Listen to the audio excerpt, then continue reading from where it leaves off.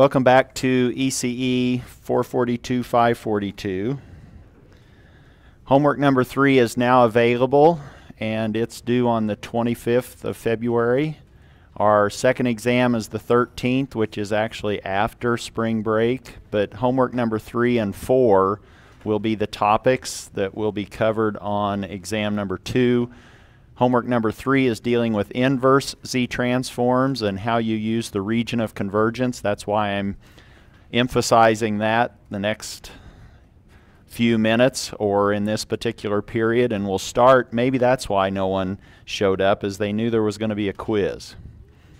We're going to have a quiz today, and it concerns really two different topics. One is, when is this sequence, x of n, defined, or what values of n is it defined for, and is this sequence bounded?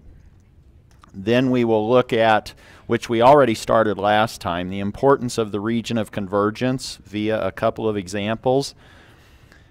And then simply with two poles, we can illustrate the three different region of convergence patterns that we've introduced in the time before and how they might arise. We'll then talk about the inverse Z-transform, but we'll try to connect that with maybe what you've already done in terms of Laplace transforms. How did you inverse Laplace? What did you do? Did you do a partial fraction expansion, and how did you do that? So we'll talk about that, and obviously then the impact of these various region of convergences. Oh, I was hoping this would all fit. It barely does. Here's the quiz. Question 1, or quiz 1, for what values of n is x of n defined if x of n is associated with, let's say it's capital X of z has a pole that I've indicated there at A. And that circle, well, that's a nice circle. Let's just enjoy that one for a while. I spent about 10 minutes trying to get that circle figured out. But that circle is just the border of the region of convergence. You don't need to associate it with any location on the complex z-plane other than it's the boundary, the inner radius of your region of convergence. And that pole, what do we know about the poles relative to the region of convergence? They can't be on the region of convergence, so we know that A is just inside that boundary. That's what I'm trying to suggest. And so don't discuss these answers to this quiz. I want you to answer me with a what do I want to say? A hand sign, a gesture, and I want you to hold that gesture close to your body so that everybody can't see you doing this or this. And what we will do is hopefully you have an answer. And before you give me a thumbs up, a thumbs down, or a thumbs level, I'm going to count to 3, and then you will show me your thumb. So I want you to say or answer with this quiz, for what values of n is x of n defined? Is it when n is non-negative? For a causal, that would be a thumbs up. Is it when n is negative? That's non-causal, that would be a thumbs down. And if it's two-sided, if the sequence x of n is two-sided, corresponding to that picture, then you would give me a horizontal or a level thumb. Is it clear? And I want you to show me your thumb at the count of 3. But this is now what you're answering. What values of n is x of n defined for that picture? And at the count of 3, I want to see either thumbs up, thumbs down, or thumb level. Ready? 1, and if you're playing along at home, you can do this in front of a mirror. And you can grade yourself. 1, 2, 3.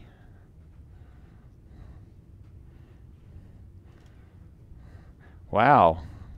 This group of students must have paid attention the last time, so they're all indicating thumbs up or causal.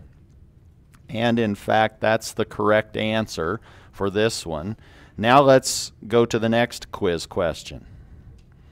And that's thumbs up or causal because that particular region of convergence includes infinity. That's kind of the quick check. And if you now had z scaling, or powers of z scaling your x of -1, x of -2, then that couldn't be a bounded sequence. I mean, it couldn't be a bounded sum in your series for the z transform.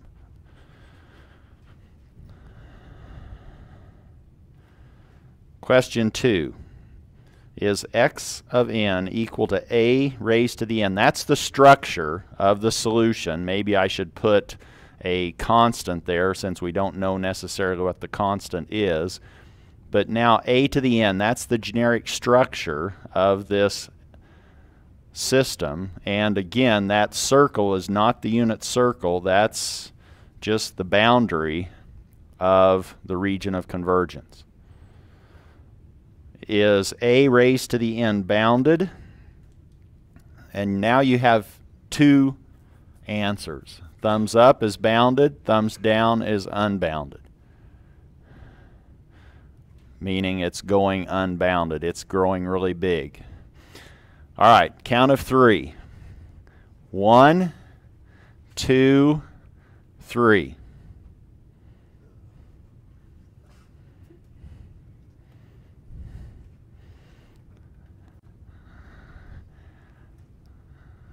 Well, you probably, you're all correct, no matter what. Well, this one means you don't necessarily know, but that means you're correct as well, because it depends, doesn't it?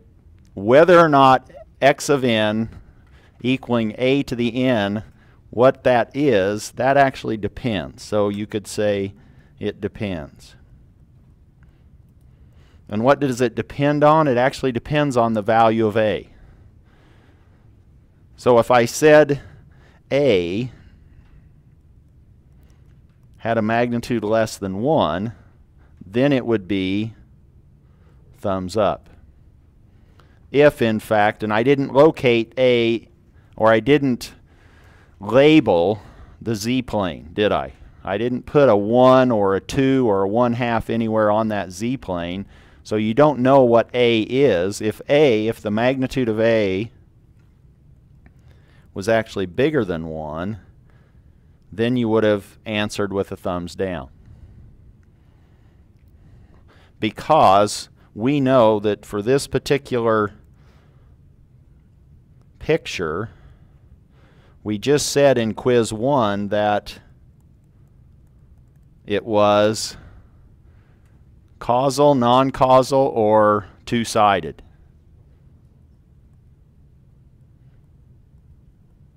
We said it was causal, and now if a is less than 1, then it's going to be bounded. If a is bigger than 1, it's going to go unbounded. And so question 2 was a trick question, or maybe it was a gift. If we were actually keeping score, I would have had to give you credit if I didn't label the magnitude of a. You could have been given or argued that your answer was correct based on what you assumed a was equal to. Question 3. For what values of n is x of n non-zero?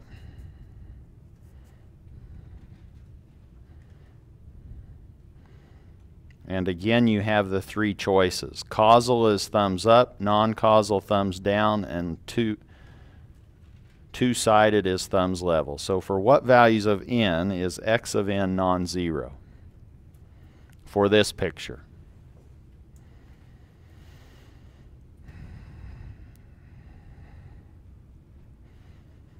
Again, that circle is just the boundary of the region of convergence. All right, 1, 2, 3. Got the first one right, so you should get quiz 3 right. This one is thumbs down. This one's non-causal. Why is it that? So this should be thumbs down, and now we could say, well, the Z transform associated with this is going to be something, let's say x of minus 2, z to the minus minus 2, or z squared, plus x of minus 1, z plus x of 0, x of 1, z to the minus 1.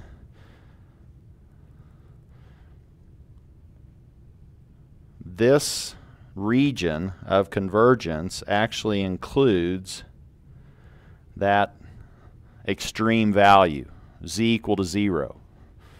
That's belonging to the region of convergence, and this value for z is going to cause problems for that term and all of these other terms that have z in the denominator. We can't divide by 0. That forces all of those coefficients to be 0, or now we can say, oh, the only possible non-zero coefficients are the ones with negative indices. It's anti-causal or it's non-causal. That's how you could argue for your answer on quiz number 3. Question number 4. If A is greater than 1, now I'm telling you what A is.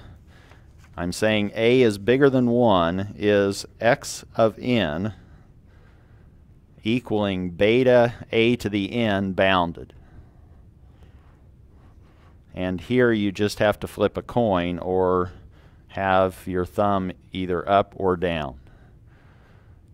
Up if it's bounded, down if it's unbounded.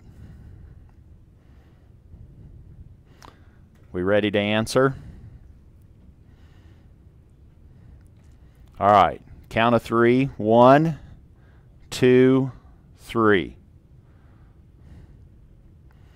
So what did I say? Down is unbounded. That's not the right answer. What? You just told me it was non-causal, right? For this pattern. So now we have A raised to negative powers of n. And we have A being a magnitude bigger than 1.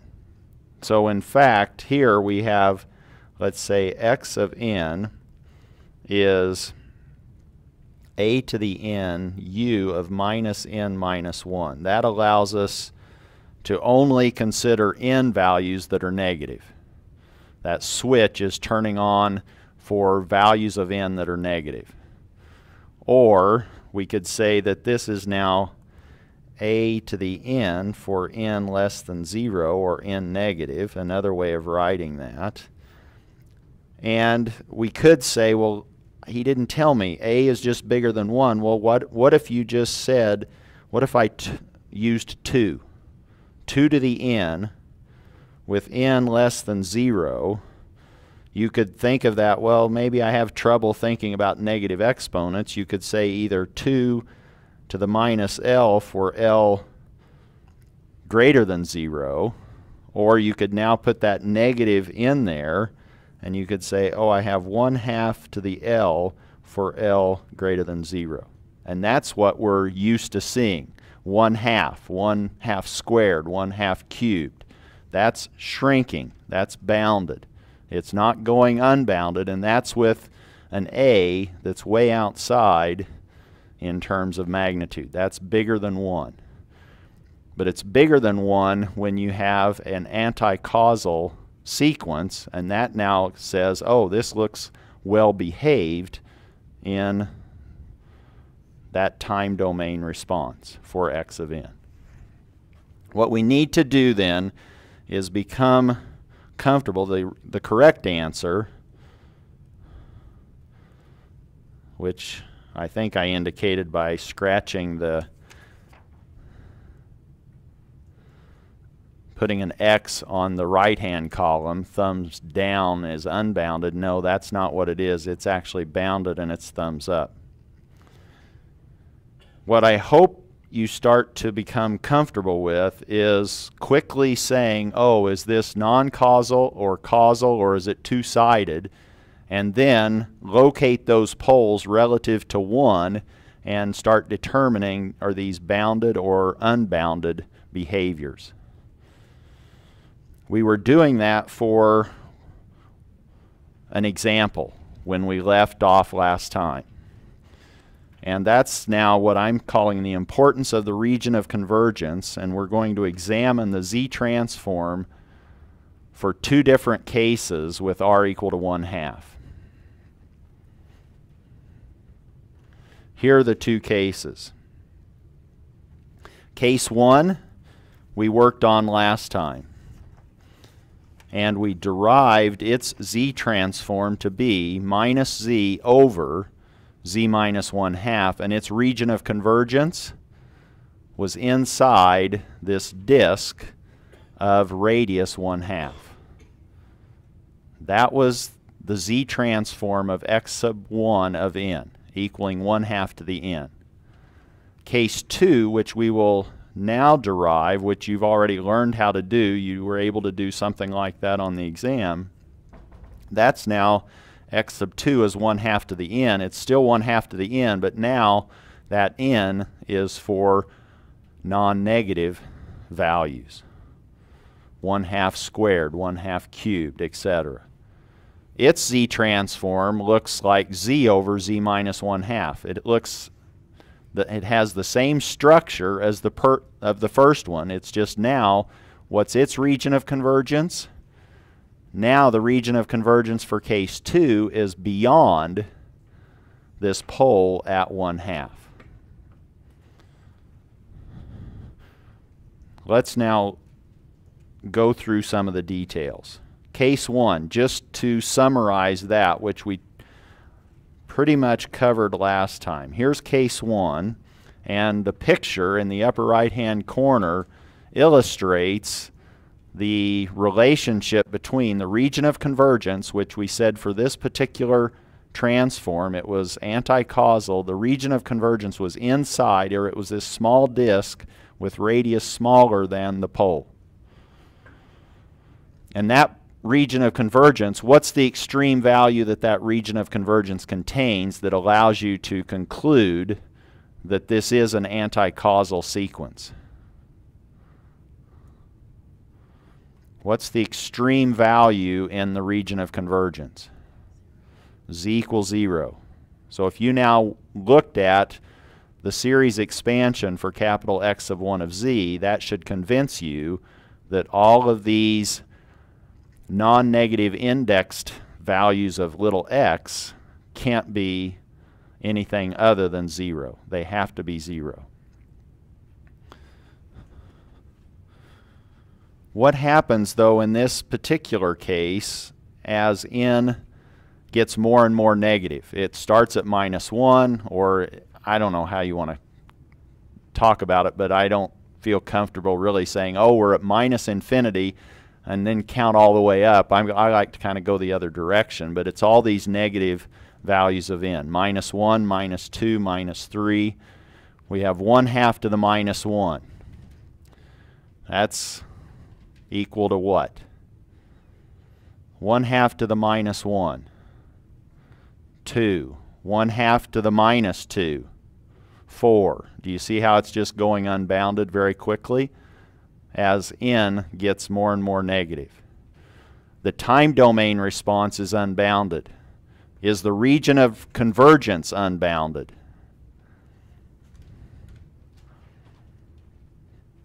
How big of a piece of paper did it take to color in that region of convergence? An infinite sheet of paper? No, you could even do this with a small compass, couldn't you? Or maybe even a penny. You could trace around a penny and say there's 1/2. You have a finite region of convergence. It's bounded, your region of convergence. So don't confuse bounded region of convergence or unbounded region of convergence with the time domain behavior of the sequence. The connection, though, is where is the unit circle relative to the region of convergence? Is the unit circle, which is the green dashed line, is that on the region of convergence? Or does the region of convergence contain the unit circle? Is the shaded portion of the region of convergence covering the unit circle? No. And because of that, that tells us that this time domain sequence is actually unbounded, because the unit circle does not belong to the region of convergence. Another point that we didn't make at the end of last class is really just a collection of what we just stated in the first 2 points, is the region of convergence is interior to all the poles, and for that reason, because z equals 0 is in fact in the region of convergence, it's one of the extreme points, that's an anti-causal time sequence. Or x sub 1 of n, all of those values are 0 for n non-negative. Questions on case 1. We looked at that last time, and you should be able to evaluate that or derive that z transform expression by looking at these tails and multiplying by the common ratio and subtracting, and then finding that it's now minus z over z minus 1/2. Question? If the unit circle does line on top, wouldn't it still be unstable?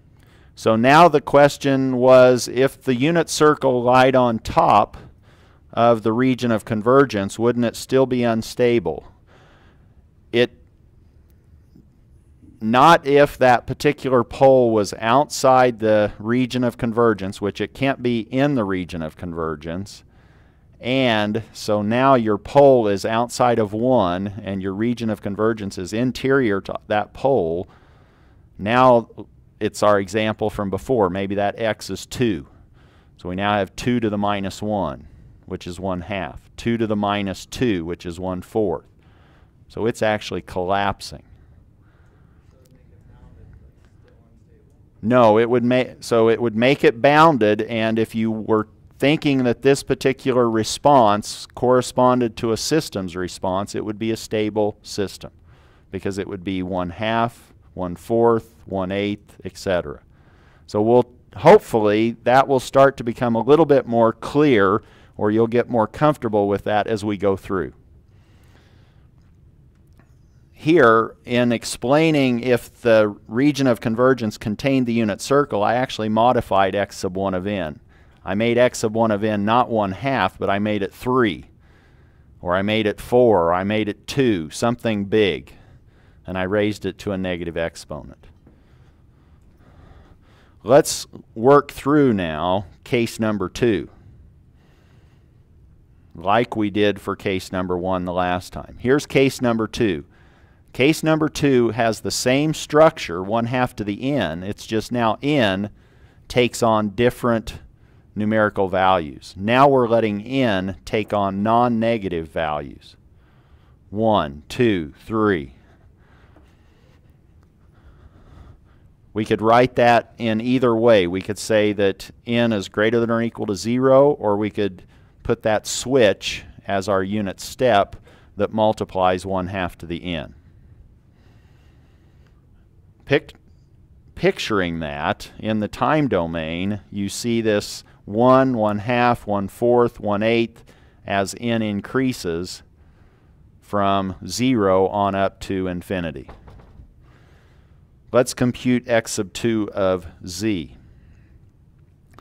You could write it this way to start with, x sub 2 of n u of n, or that's now this summation. If we now say, well, u of n is only going to switch that x sub 2 of n on for n equal to 0 and beyond, now we can change the limits on our sum from n equals 0 to infinity. We now have 1/2 to the n z to the minus n.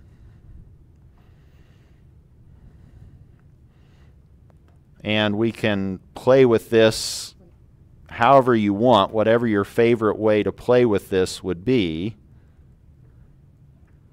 You could say, well, the z is raised to a minus power. Let me put it in the denominator, and now everything is raised to the same n power. I now have 1 over the quantity, 2z, raised to the n. And when will this infinite tail be well behaved? When will this sum actually be bounded? For what values of the common ratio? What is our common ratio? In each term, there's one factor that's the same. What is that factor? That's the 1 over 2z, isn't it? And we need that to have a magnitude less than 1, so that when we square it, cube it, raise it to the fourth, raise it to higher, it's going to collapse. It's going to get smaller. This will then converge. This x sub 2 of z will be well behaved as long as the magnitude of that common ratio is less than 1. And that's what you can now use to solve for the values of z where this converges. That's our region of convergence. This absolute value of 1 over 2z is equivalent to the absolute value of 1/2 times 1 over the absolute value of z, which means that we can multiply both sides by the absolute value of z, and we could say that the region of convergence, and I'm now just saying the absolute value of 1/2 is 1/2. Now z has a magnitude bigger than 1/2. That just means it's outside a circle of radius 1/2.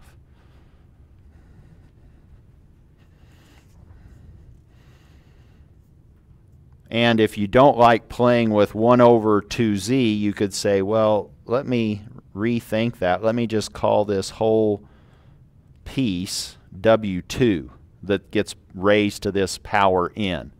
Because then I can maybe think about it a little bit more clearly.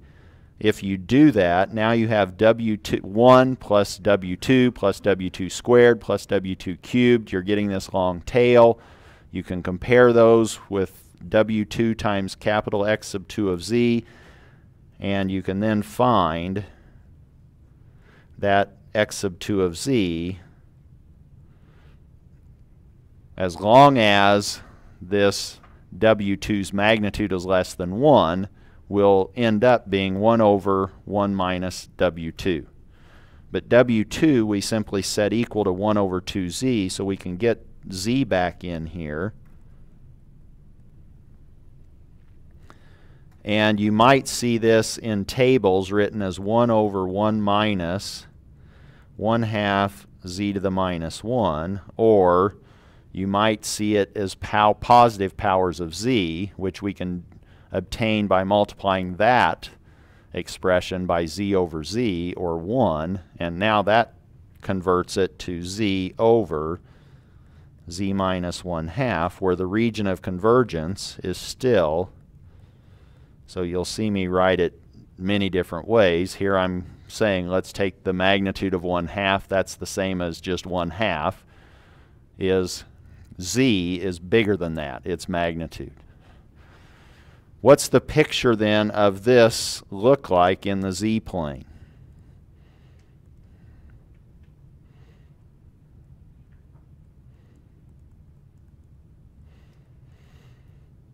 What's our pole zero plot?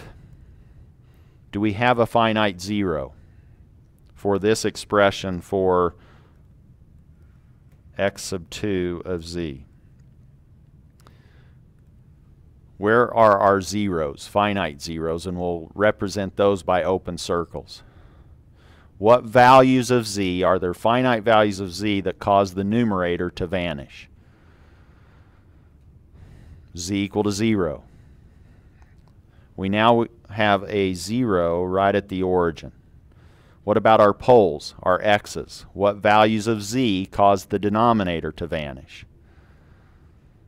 So we set that polynomial. It's first order. That's not too hard to evaluate. We don't even really need anything, hopefully.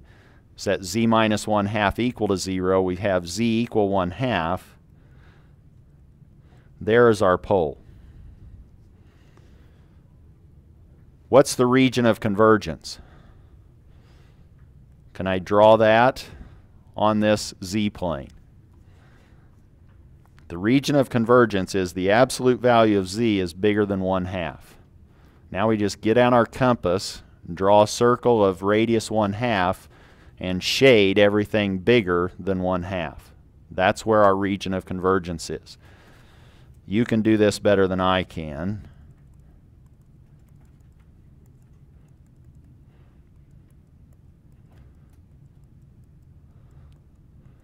There's our region of convergence. Where's the unit circle relative to that, or on this z-plane? We can sketch the unit circle. Now we just lengthen our compass to have a radius of 1 and sketch that. We now have a circle that has a radius of 1.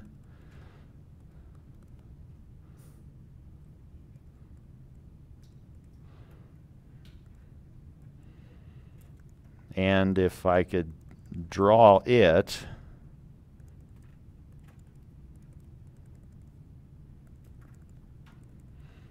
this is now our unit circle.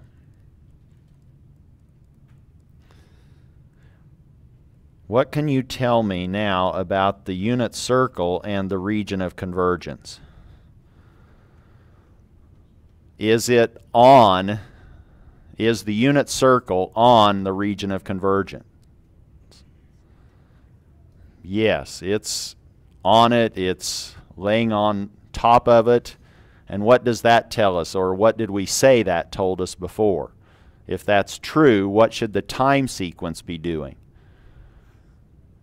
X sub 2 as a function of time better be well behaved. It better be bounded. And it is. It was 1/2, 1/4, 1/8.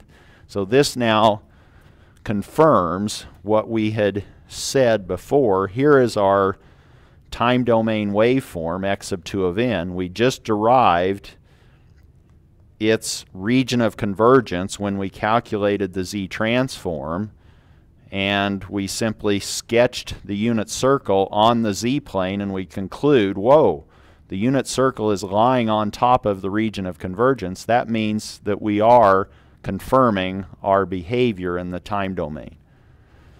Let's try to write all of those down. So here are our observations.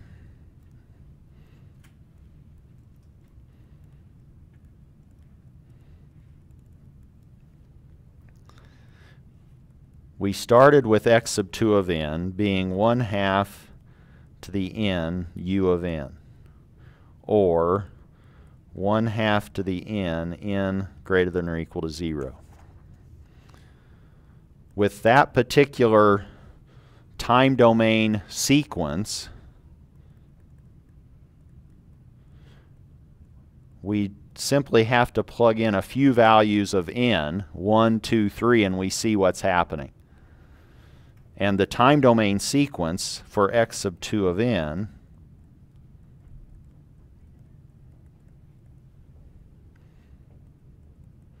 is bounded or unbounded. 1/2, 1/4, 1/8, 1/16. That's collapsing, isn't it? The common ratio is 1/2. This is bounded. And if that was corresponding to an impulse response of a system, that would be a stable system. And so you might see this referred to as a stable time domain sequence. That's the time domain behavior for x sub 2 of n. What's the frequency domain look like relative to the region of convergence and the unit circle? Here, the unit circle is on top of our region of convergence. The unit circle is in the region of convergence. I don't know how to say it and not maybe mislead you, but here the unit circle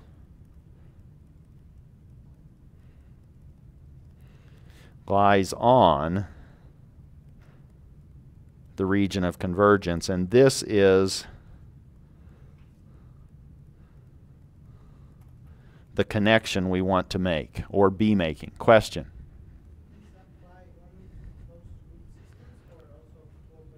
So does this apply to closed loop systems or open loop systems? This response.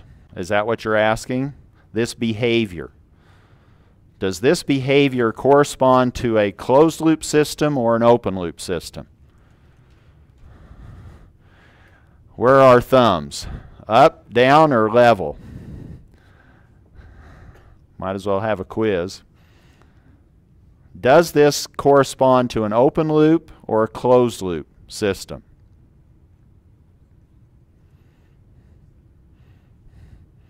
It depends. It could be a closed loop system that has a well-behaved response. It could be an open loop system. This could correspond to, in a very simple case, a RC circuit that's passive, and it will collapse if you hit it with an impulse. And if we now discretized that system, it would have this exponential decay. And it wouldn't necessarily be any feedback involved in that system. It's now just an open loop system. Or it could have been an open loop unstable system that we've now stabilized with feedback in a closed loop setting, and it produces this stable response. It depends. We're not saying where this arises. We're just saying let's assume we have this sequence 1/2 to the n. And that could come out, or that could arise from either an open loop system or a closed loop system. So don't lock in to the thinking that if it's stable, it has to be closed loop. You could have a naturally occurring system that you don't have to control that's stable. Okay?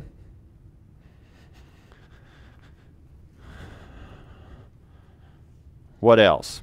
Let me make one more point like we did before with case number 1. The region of convergence is, here's where I can really start making you scratch your head.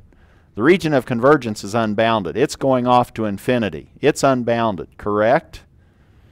But that has nothing to do with the behavior of the time domain sequence. The time domain sequence depends on where that pole is located. Is it inside the unit circle or is it outside?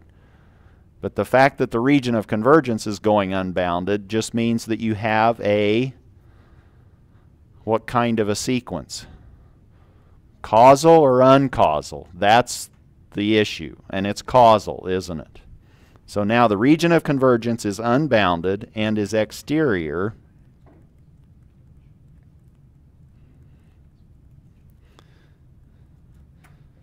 to all poles.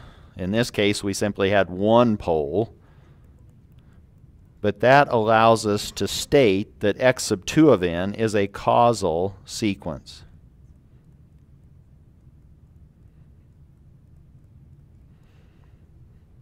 Or that means that x sub 2 of n is equal to 0 for n negative.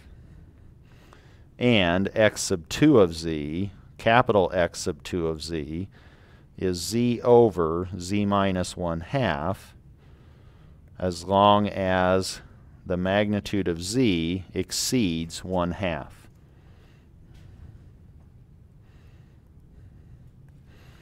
And what I'm hoping that is clear from all of this is that case 2 had this structure for its z transform, z over z minus 1/2. What was the structure for x1? Z over z minus 1/2. What they look like in the time domain is a lot different depending on the region of convergence. So you have to know the region of convergence in addition to this expression for x sub 2 of z. I can't just give you an x sub 2 of z and say, tell me what happens to little x sub 2 of n. I have to also give you the region of convergence. That's what I hope is clear from what we've talked about, or what x of z equaling z over z minus 1/2 corresponds to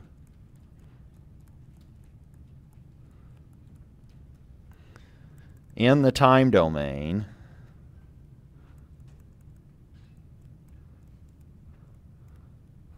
which is just the little x of n,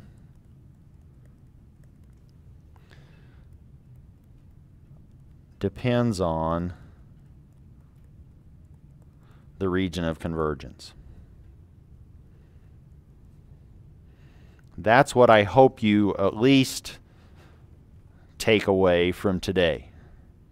You could have the same transform expression structure and two different time domain behaviors depending on what the region of convergence is. One, it was a little disk inside the pole, and the other was an unbounded z-plane region of convergence with a hole cut out of the center. Two different patterns. One more fact, and what I'm sure you can already anticipate what I'm going to say this fact is. What do we know about the connection of the region of convergence and our poles?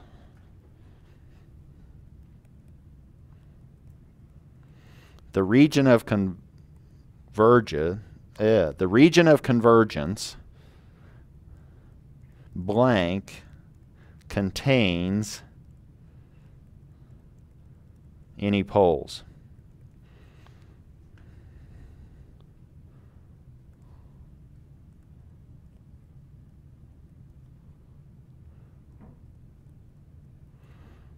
And now you have two possibilities. It always contains poles, or sometimes, well, I guess there's three possibilities. Sometimes contains poles, never contains poles.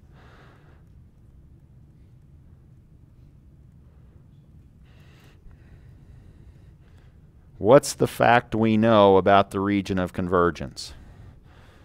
Always thumbs up, never thumbs down, or sometimes thumb sideways. What do we know about the region of convergence? 1, 2, 3.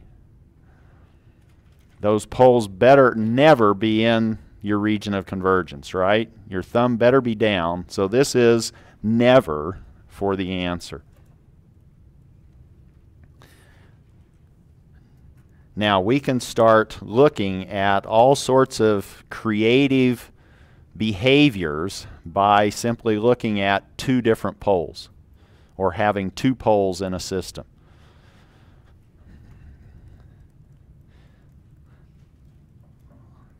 Let's now look at different possibilities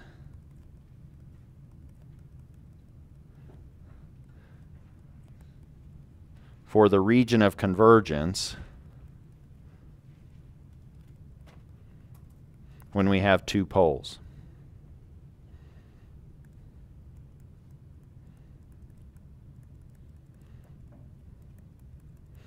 Possibility number 1. And now I'm simply going to draw a z-plane. That z-plane now possesses two poles. One pole is at 1/2, another pole is at 3/4. And that picture is always going to be the case, and now my possibilities are going to be determined by my region of convergence relative to those poles. But I'm always going to start with that. Suppose now that I say, well, let's look at possibility number 1, where the region of convergence, so we know those poles can't be in the region of convergence. So in this first possibility, let's put them inside. Do you see how I can really maybe be interior to the region of convergence? These are not on the region of convergence. They're inside this hole that's cut out from our region of convergence, or from the z-plane. Is that clear? If this is the case, what can we say? So here our region of convergence in possibility number 1 is outside all poles.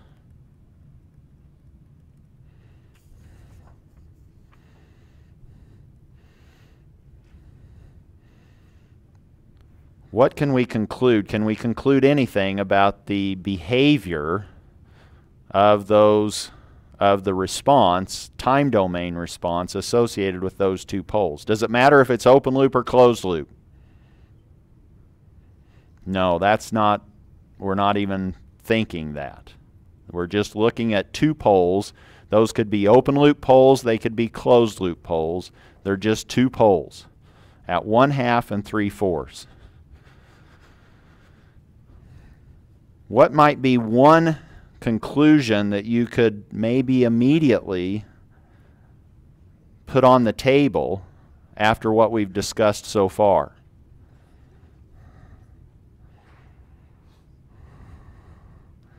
What's one quick addition to this picture that you could make that you might be able to quickly conclude some useful information from?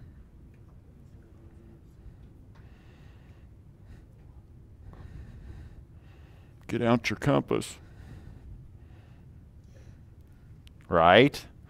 Put the unit circle on that z-plane. Where's the unit circle? It's now here.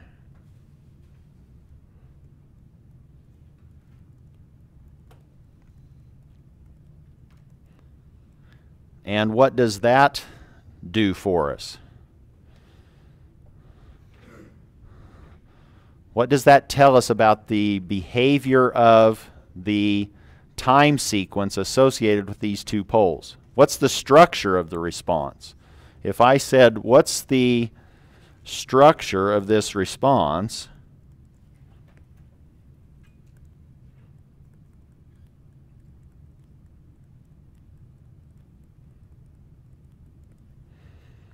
Could you tell me? If this was now the system, and I say, if you walk up and kick this system, initialize it, give it some initial conditions, how is it going to behave? What's the structure? What are the modes? The poles give us the modes. The structure now of x of n is going to be, let's say, alpha 1, 1/2 to the n, plus alpha sub 2, 3/4 to the n. What's n? Can we say, based on this picture in the z-plane, is n negative? Is it two-sided? Is it non-negative? The values of that index n for x of n. Based on this picture, this z-plane picture, can you tell me?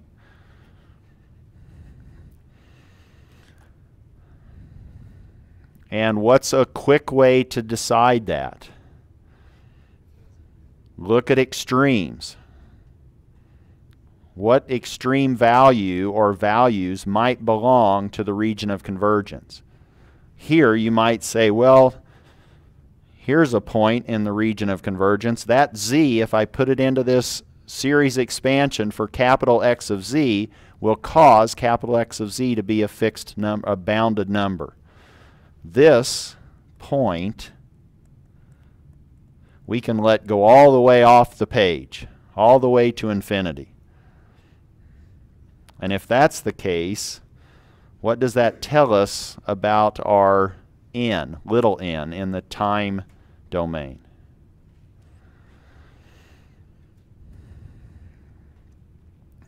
We can't have x of little n, or little x of n, be non-zero when n is negative. So this is true for n greater than or equal to 0. What's going to dominate the response from this structure? What's going to dominate the behavior of your time domain response if it's now made up of two modes? 1/2 to the n and 3/4 to the n. Now I'm going to say, suppose that we label this one x sub a to the n and this one x sub b to the n. And now I'm going to ask you, does x sub a dominate or does x sub b dominate? The behavior of little x of n. And by dominate, what do I mean? I mean which one lasts the longest? Which one were you going to see for a longer period of time than the other one? In contrast to the quickest. The quickest is going to, I'm exaggerating, but one I'm saying is slow and one is fast. Which is which? Is x sub a slow or fast relative to x sub b? Is x sub a slower or faster than x sub b? Having a lot of quizzes today. But we're in this collaborative space, and if you're at home, you might want to put a teddy bear in a chair and compare your answer with different stuffed animals or whoever you have. Maybe you have a roommate and you can ask them to do a thumbs up or down or sideways. And they're going to go, gosh, what in the world? Turn YouTube off, would you? Or change the channel. Go to a different, what's it called? What's my YouTube page called? My channel. Yeah, it is my channel. Whatever. That tells you how in I am, right? Don't even know my own channel. Is x sub a slower or faster than x sub b?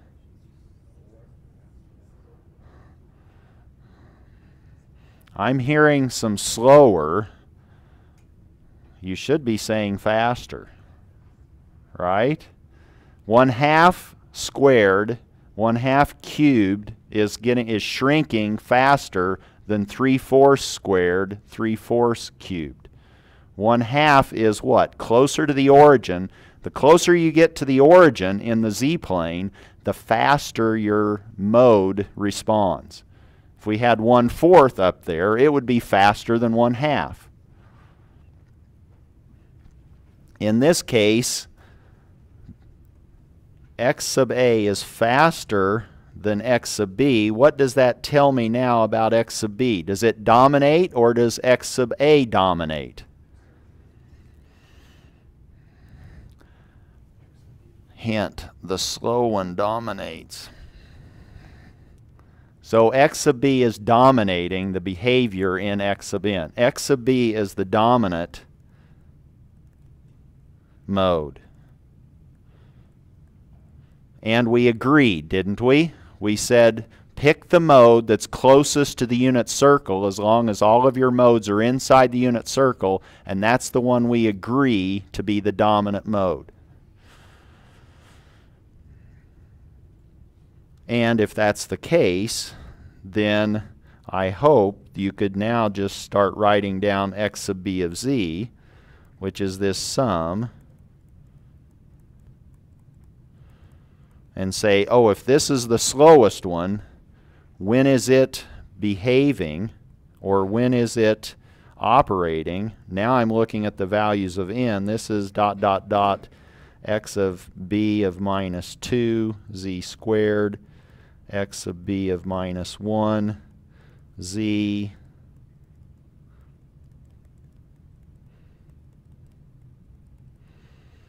and the fact that that region of convergence is can go off to infinity, all of these negative indexed pieces for x sub b have to be 0. That's 0. This is 0. All of those are 0. We know x sub b is causal because of the region of convergence.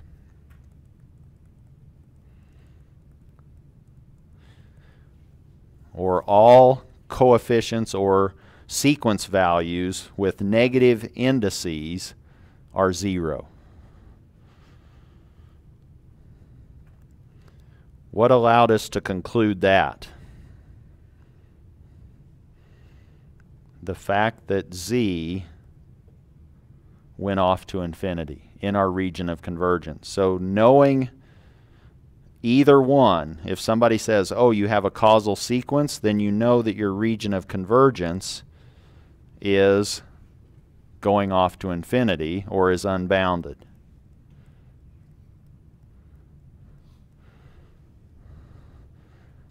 Region of convergence is unbounded, but what is x of n? Is it unbounded or bounded?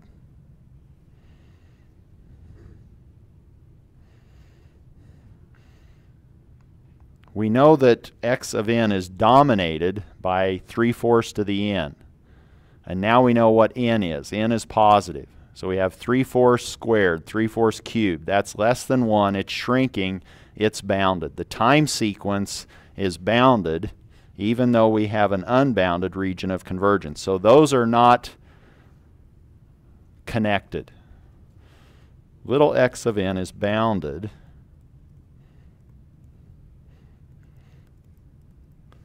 since we've already said that x of n could be some alpha 1, 1/2 to the n plus alpha 2, 3/4 to the n.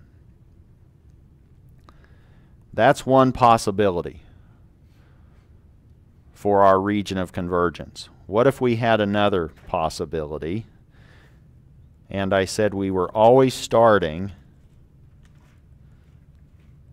with those two poles?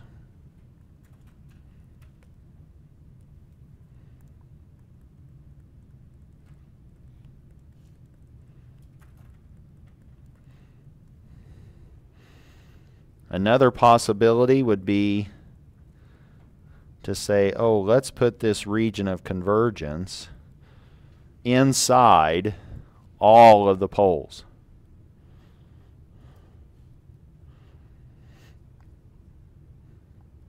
And now we can start making some assessments based on this picture. This is now the z-plane, possibility number 2.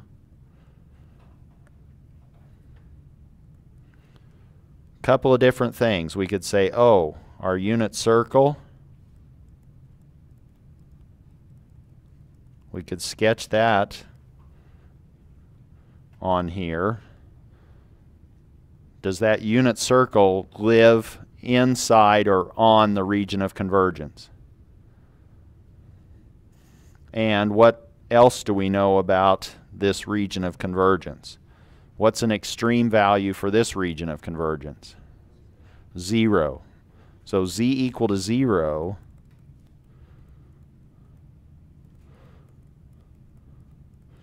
belongs to the region of convergence. Now we have a couple of additional pieces of information in addition to the sketch of the region of convergence. We could say, oh, x for possibility number 2 of z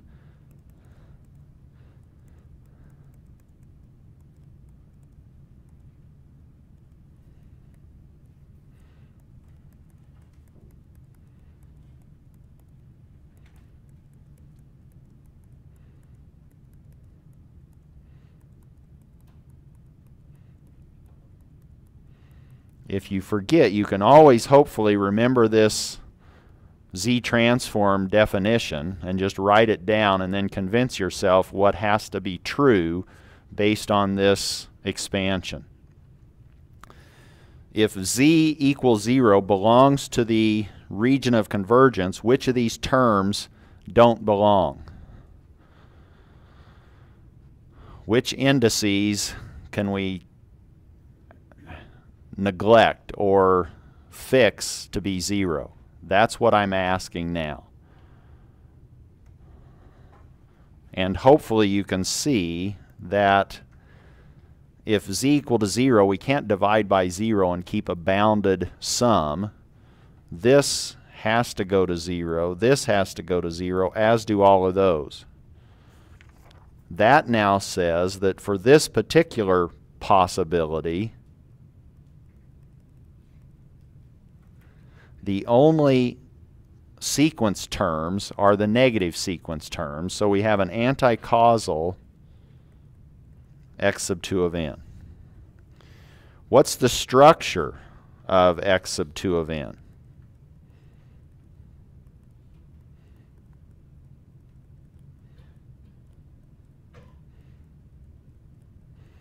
This is now the structure of the response. If I walked up and kicked this system, if I initialized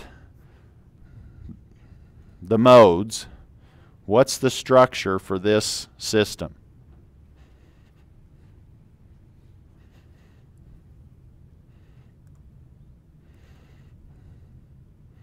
I'm just going to play while you're thinking. What's the structure? And what determines the structure of our response? The same poles, right? The poles give us those are our modes. Those give us our structure. X sub 2 of n, if I just ask for the structure, you can say, oh, that's beta 1, 1/2 to the n plus beta 2, 3/4 to the n. But what's the possibility tell us? This is possibility number 2, and what did we just conclude is true about x sub 2 of n? What values of n is this defined for?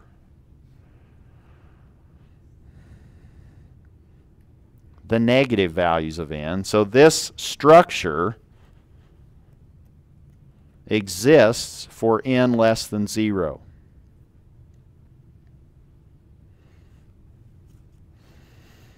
Now, let me really throw you a curveball and say, which of these terms dominates the behavior now? We have 1/2 to the n and 3/4 to the n.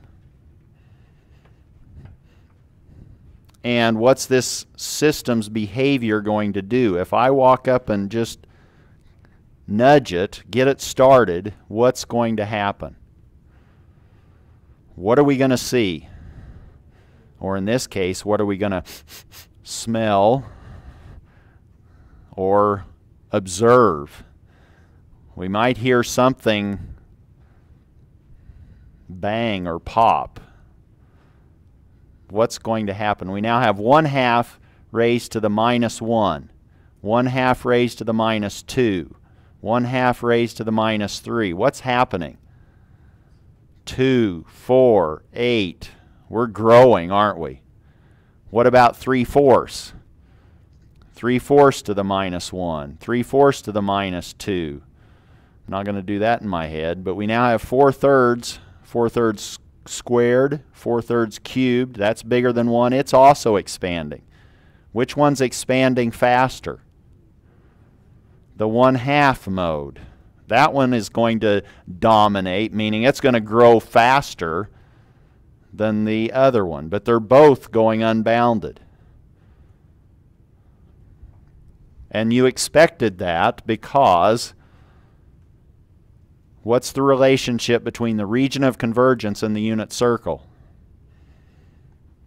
Is the unit circle contained or lying on top of the region of convergence? No. So we know that this has to correspond to an unbounded behavior in the time sequence. So x sub 2 of n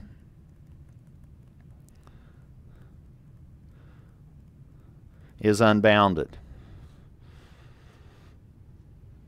This structure is the same. What's different from possibility number 1? What's the distinction between possibility 1 and possibility 2? When n is defined, right? And when n is defined is critical relative to the behavior. In possibility 1, we had something that was well behaved. It was bounded. Possibility number 2, we have an unbounded response. Let's look at another possibility. Possibility number 3. I just love possibilities. If you don't, bear with me, this is the last possibility. So let's look at possibility number 3.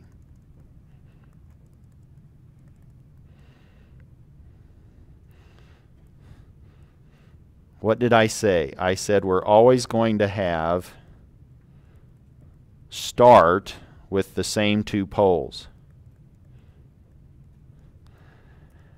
Can I take back that last comment about me enjoying all these possibilities? I'm not enjoying drawing this possibility, in fact. What am I going to draw now? I'm going to have to draw a donut. And what does that donut need to do? It can't contain any of the poles. So the little circle of the donut has to be just beyond 1/2. The outer circle has to be just inside 3/4, and here's my region of convergence. Here's my annular region of convergence. And as we've learned before, what are some ideas that we could quickly think about based on this picture?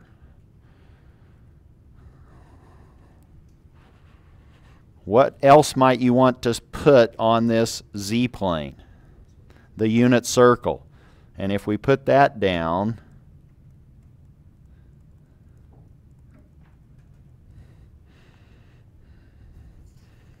is that on top of our donut? Is it lying in our donut? What do we expect is happening? What's the structure of the response?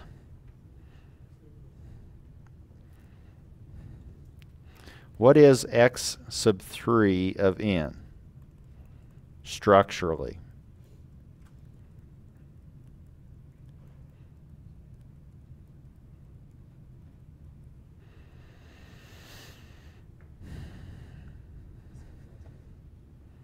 Pardon?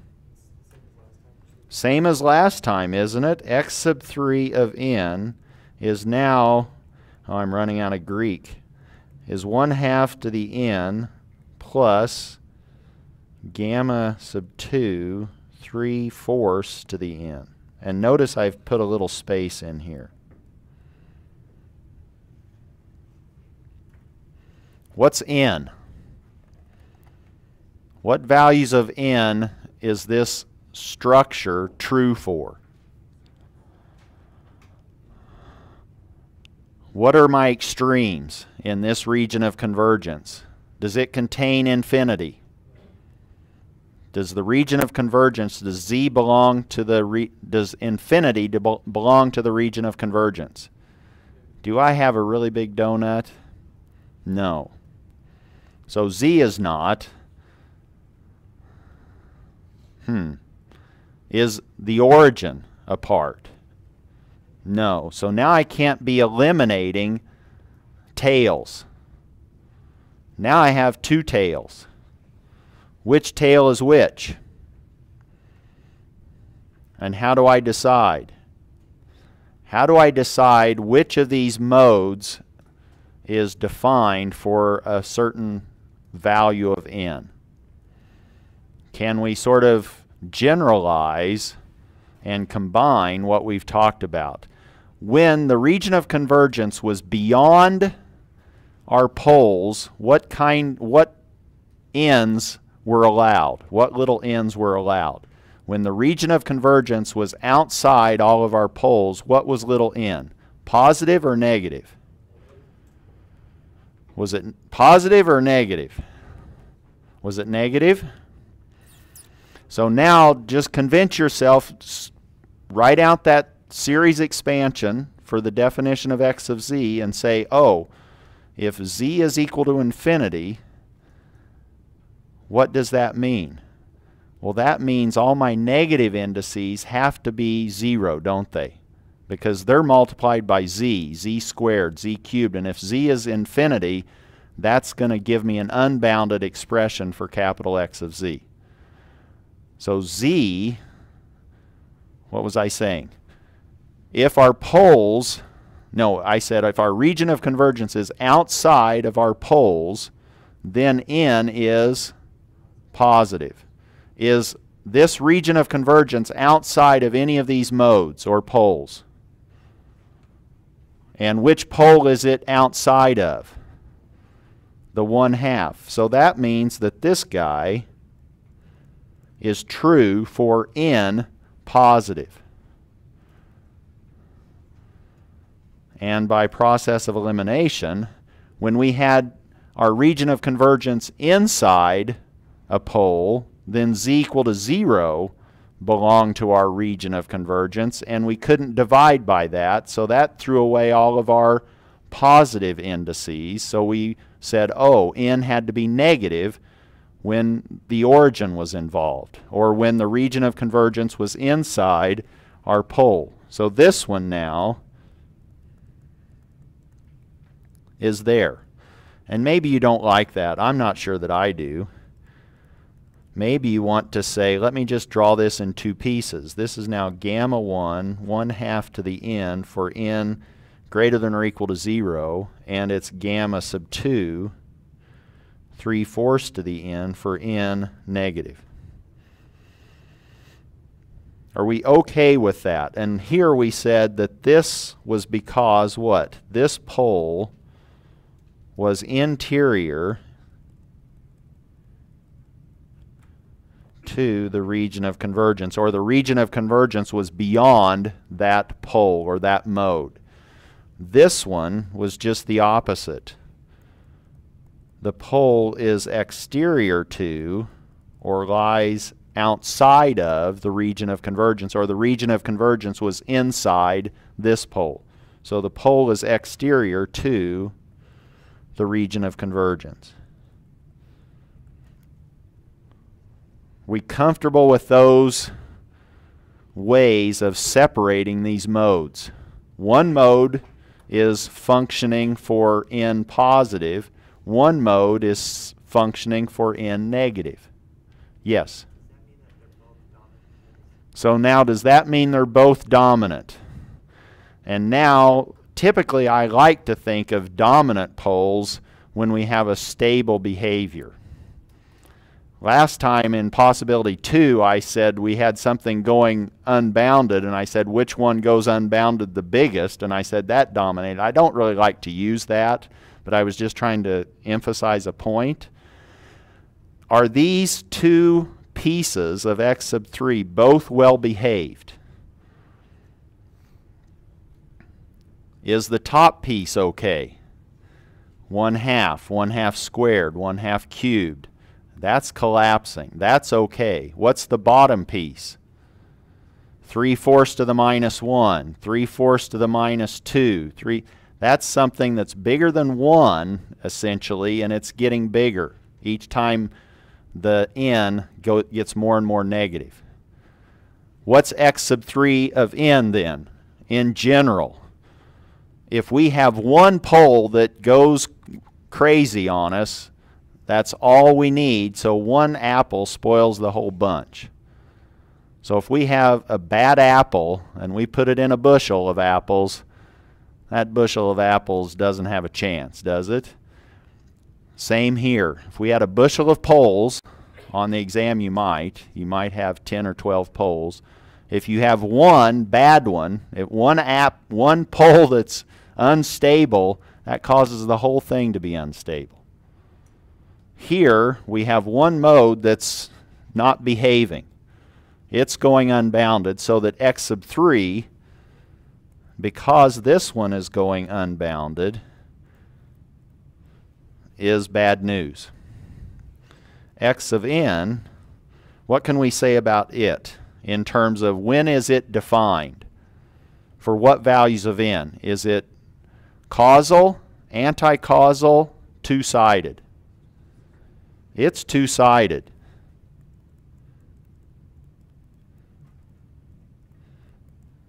What about the region of convergence? Was it pattern 1, all the z-plane with a hole cut out of it?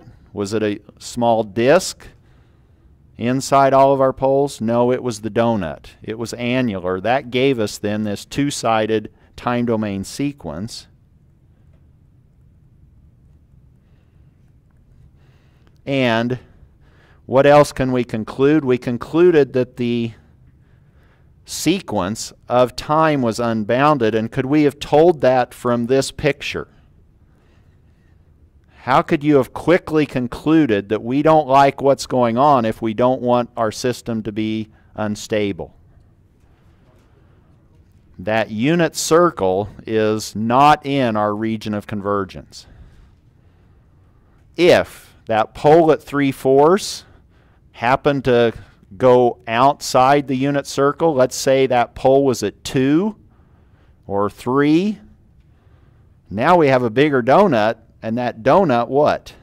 Contains the unit circle, and if you put that mode in to where we have for x of 3 and said 3 raised to the -1, 3 to the -2, 3 to the that's well behaved.